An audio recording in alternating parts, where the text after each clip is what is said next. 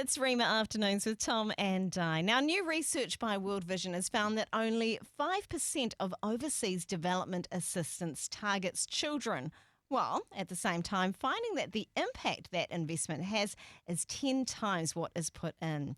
Now, the report is recommending an urgent increase in development spending towards children. Joining us on the show to tell us more is Grant Bayldon. He is the National Director there at World Vision New Zealand. Welcome to the show. Kia ora.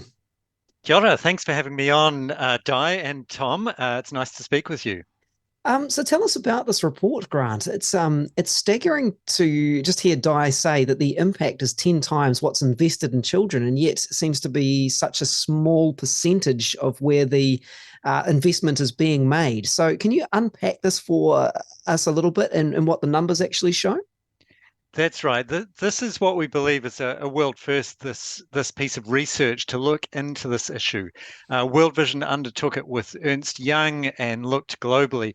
And the reason we did it is because what we were seeing in the communities that we're working on is that what had been decades of progress in terms of survival, education, nutrition, protection, were in some places going backwards.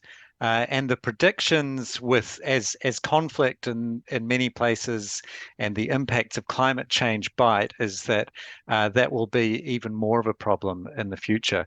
And we also see that children are the most vulnerable, from stunting to malnutrition, the effects of dirty water, missing out on school. Those things really have lifelong consequences. So we wanted to look at beyond the anecdotal evidence we were seeing before our eyes, actually what's happening around the world and where is the aid budget being targeted in response to that. And as you say, we found that really a staggeringly tiny, only 5% of overseas development assistance is directly targeted at children. And even if we add in money that indirectly helps children, say a general health clinic is set up and that helps the whole community, but including children, that still only gets us to 12% of overseas development assistance. So that was part of it. The other half was saying, and what impact does money spent directly targeted on children make? And Tom, as you said, we found it makes a huge difference, a tenfold impact over the life of those children. This really aligns for me with biblical principles, that, the least of these. And we're talking here about the people who we know are the most vulnerable, children in communities. And we're also talking about how can we make a lifelong impact for those children.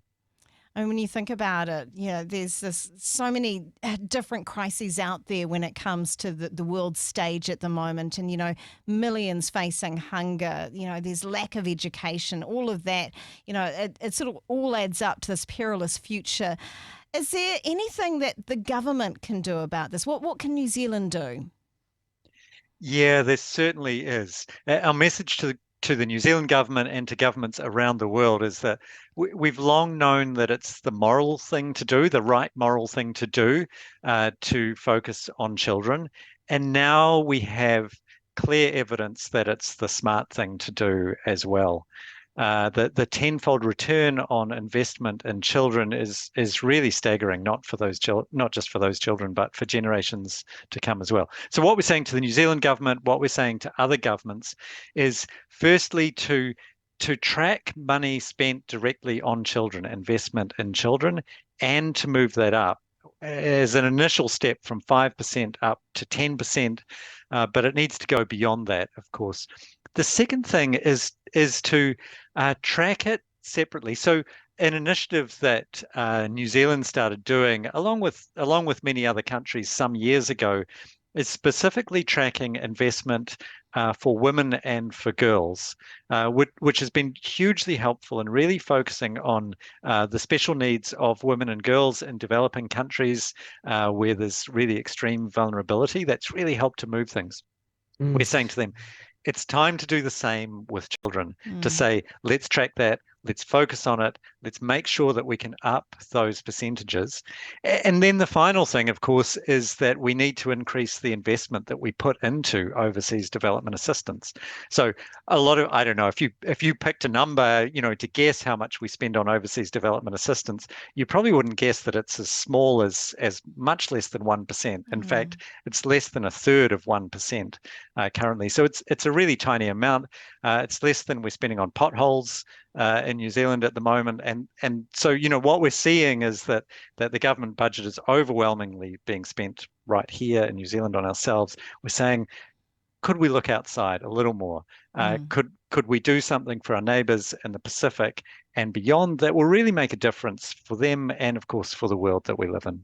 Well, while we see politicians, traveling around the Pacific at the moment, let's zero in and talk about what that looks like in regards to, well, for example, Papua New Guinea and the landslides there recently, and how this looks in the work that you're doing in that particular part of the world. Yeah, just so tragic there, that massive landslide, and estimates are that 2,000 people may have been killed in that. Whole communities buried under a huge hillside coming down. And we know that while we can't attribute individual incidents like that to climate change, there's certainly an increase, and we have plenty of evidence of that in the numbers. Increase in weather-related catastrophes like that happening is really quite stark at the moment, and we see that in our programs.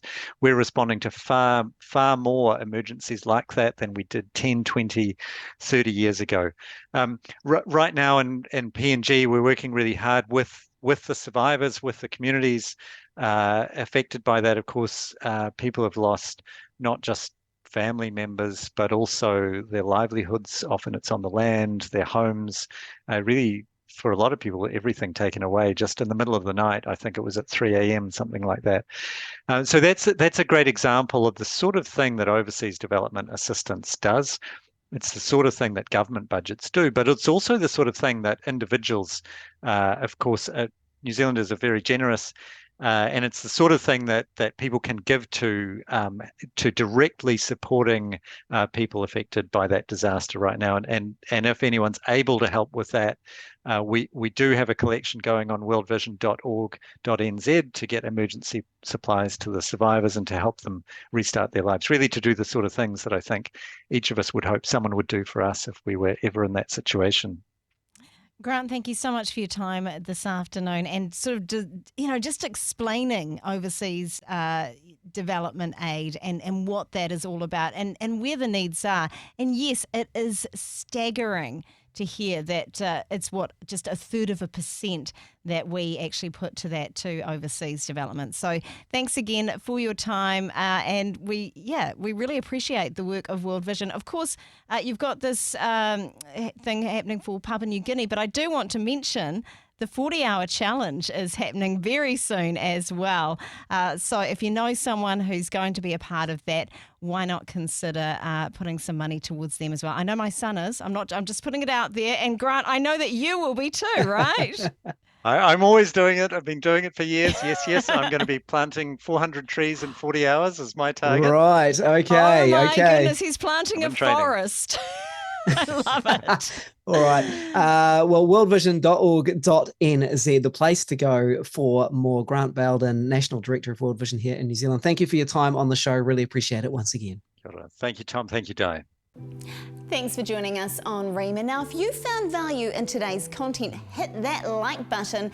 And if you haven't already, consider subscribing to our channel with the subscribe button. This really helps us to continue to produce more quality content for you. And hey, if you'd like to stay updated and never miss any of our future videos, ring that notification bell as well. Don't forget to follow us on our other socials, which are in the description below. And until then, stay tuned.